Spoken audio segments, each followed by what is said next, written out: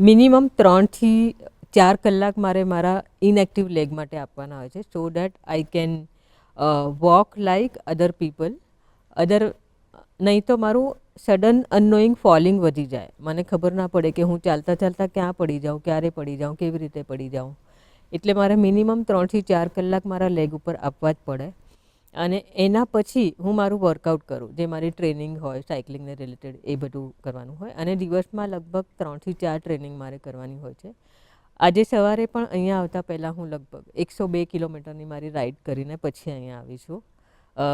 કેમ કે જ્યારે તમે એક ગોલ લઈને ચાલતા હો, સ્પેસિફિકલી જ્યારે એ ગોલ તમારા ઓલિમ્પિકને રિલેટેડ હોય, તો તમારો સિંગલ ડે એ એક દિવસ ઓપોર્ચ્યુનિટી હોય તમારી માટે, તમે એને મિસ ના કરી શકો.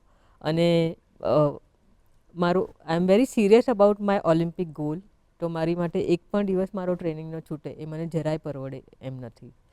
તો આ મારી દિવસની દિનચર્યા હોય છે મોસ્ટલી.